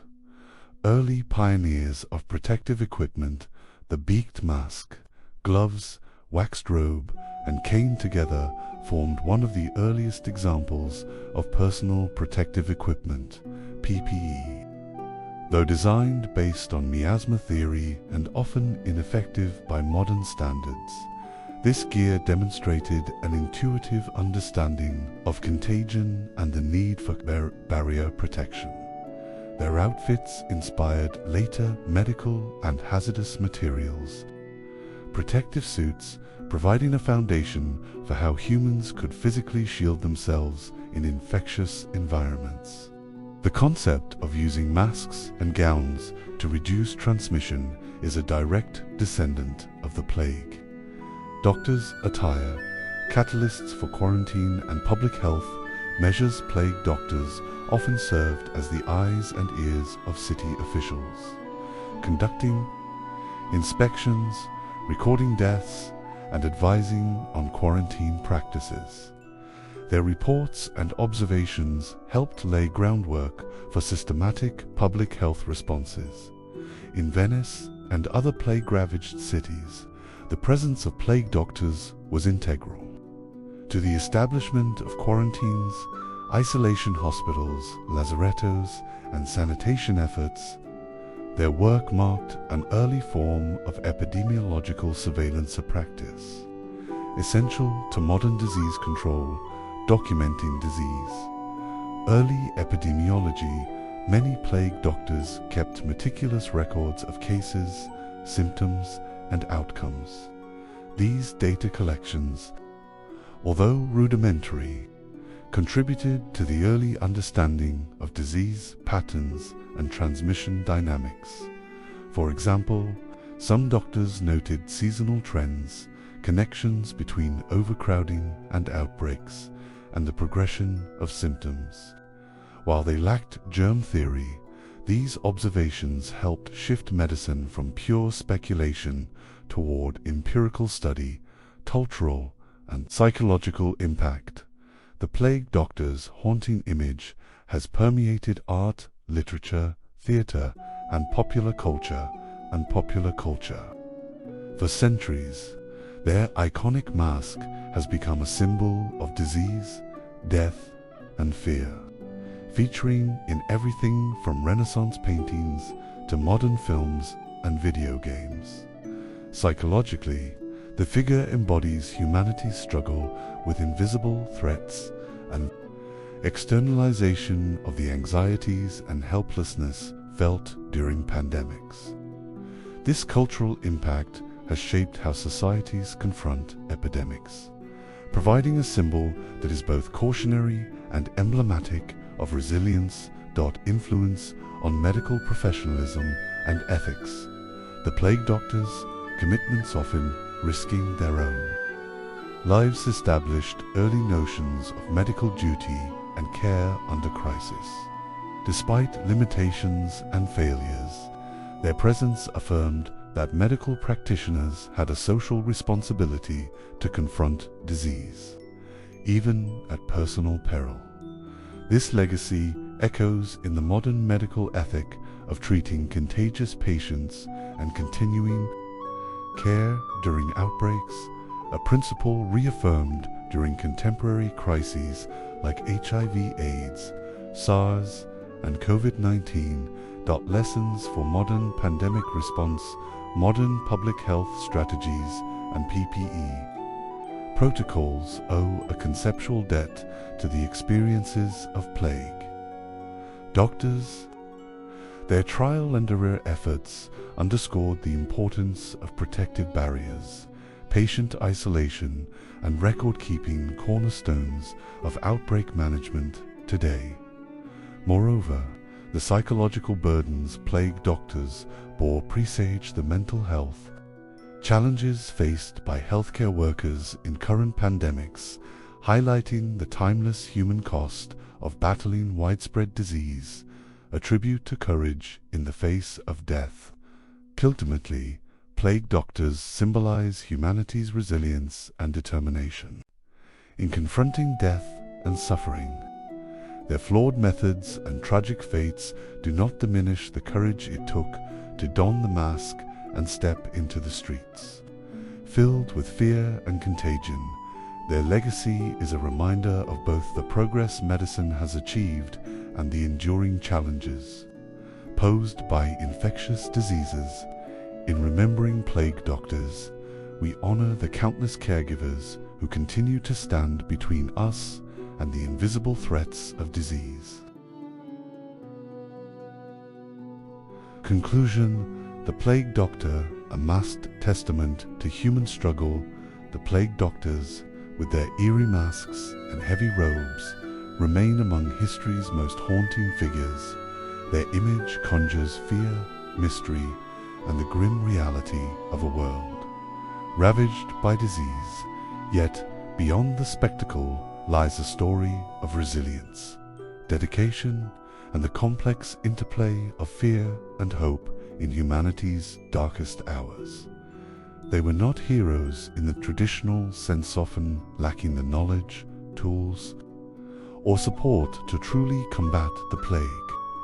Instead, they were witnesses and intermediaries, walking the razor's edge between life and death, bearing witness to suffering few could endure. Their gear, though primitive and largely ineffective by modern standards, was an early attempt to grasp the invisible nature of contagion, a first step on the long path toward the scientific understanding of disease. Their records and observations contributed to the birth of epidemiology and public health, socially isolated and frequently stigmatized. Plague doctors lived and died in the shadow of the very epidemics they sought to control. Their stories remind us of the personal sacrifices medical professionals have always made in the face of overwhelming odds. Today, their legacy persists not only in museums or art, but in the fundamental principles of infection control, medical ethics, and public health policy. The plague doctor's mask may be a symbol of fear, but it is also a testament to humanity's enduring courage and refusal to succumb to despair. In remembering plague doctors, we honor those who stood guard against death, reminding us that even in the bleakest times, the human spirit strives to understand, protect, and persevere.